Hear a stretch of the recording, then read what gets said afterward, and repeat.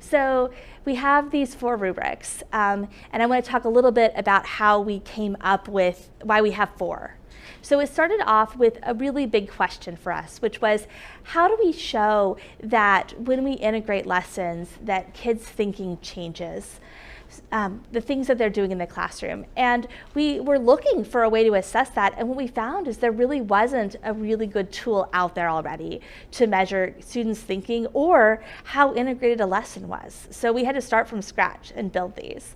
So we created 2 sets of criteria, one about the content of the lesson, which included the authenticity to the subject and content area, and also the level of integration that those content areas had with each other. And then we created another rubric that really was about the thinking skills and the types of things we saw the students doing. And this was an iterative process. So we went from the classroom teachers who are implementing lessons to our research thought leaders and experts and asked their opinions. We went back and forth quite a few times to really come up with a solid set of criteria for each of these.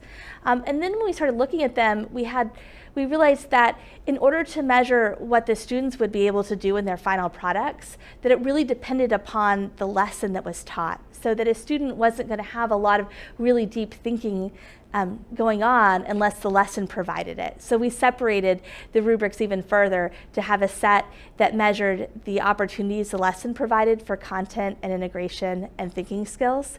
And then we had another set that measured that for the individual students. So that's how we ended up with 4. And I really think that that these rubrics offer an opportunity for teachers to reflect. So if a teacher writes a lesson and implements a lesson, looking at those categories within the thinking skills and within the content offers a chance for the teachers to reflect upon the types of things that they're doing in their activities and ways in which they could improve their teaching practice and their pedagogy to offer these opportunities to students. They can also be discussion points to lead a PLC, a professional learning community, amongst teachers who are really collaborating to develop these really highly integrated and collaborative lessons.